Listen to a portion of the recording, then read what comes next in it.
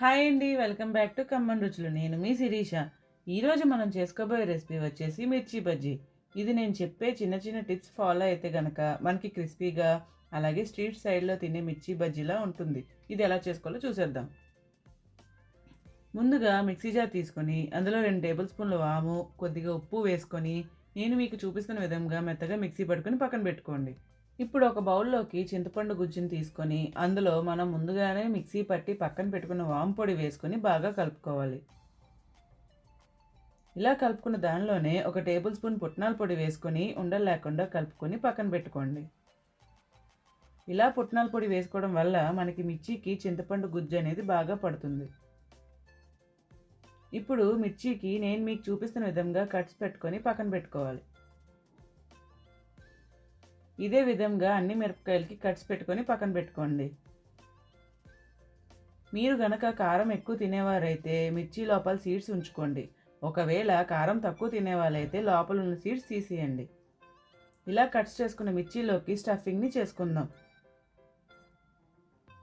మనం ముందుగానే పక్కన పెట్టుకుని ఉంటే చింతపండు గుజ్జుని మిర్చిలోకి నేను మీకు చూపిస్తున్న విధంగా స్టఫ్ చేసుకుని పక్కన పెట్టుకోవాలి. ఇదే విధంగా అన్ని మిరపకాయల్లోకి స్టఫింగ్ చేసుకొని పక్కన పెట్టుకోండి.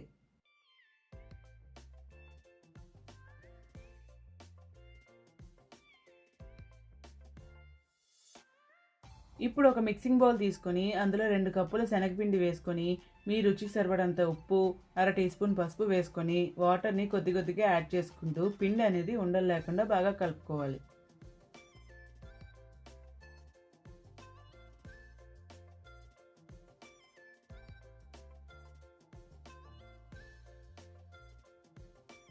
మనకి బజ్జీ అనేది బాగా గుల్లగా రావాలంటే వంట సోడాకి బదులుగా వేడి నూనె కొద్దిగా యాడ్ చేసుకుంటే చాలు.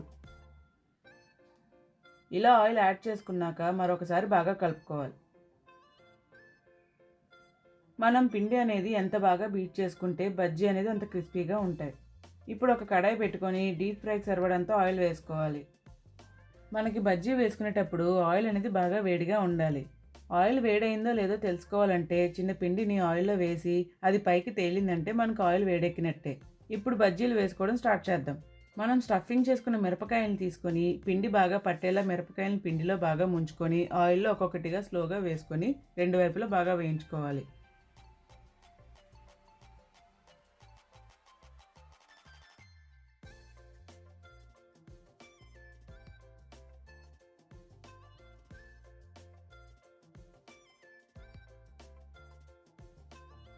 మనకి బజ్జీ అనేది మంచి గోల్డెన్ కలర్లోకి వచ్చిన తర్వాత ఒక సర్వింగ్ ప్లేట్లోకి ట్రాన్స్ఫర్ చేసుకోవడమే. ఇదే విధంగా అన్ని బజ్జీలను ఫ్రై చేసుకోవాలి. అంతేనండి, ఎంతో టేస్టీగా ఉండే మిర్చి బజ్జీ రెడీ. ఇప్పుడు ఇవే బజ్జీతో కట్ బజ్జీని కూడా వేసుకుందాం. ముందుగా బజ్జీని చిన్న చిన్న ముక్కలుగా కట్ చేసుకుని ఒక ప్లేట్లోకి తీసుకోవాలి. ఇలా తీసుకున్న బజ్జీలోకి 2 వైపులా కొద్దిగా శనగపిండిని స్ప్రింకిల్ చేసుకోవాలి.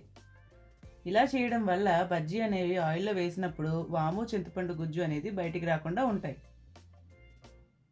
ఇలా కట్ చేసుకున్న బజ్జీని ఆయిల్లో ట్రాన్స్ఫర్ చేసుకొని గోల్డెన్ కలర్ వచ్చే వరకు వేయించుకోవాలి. అన్నట్టు మరొక మాట, నా వీడియోస్ నచ్చితే సబ్స్క్రైబ్ చేసుకోండి. మరెన్నో రెసిపీస్ మీతో షేర్ చేసుకుంటాను.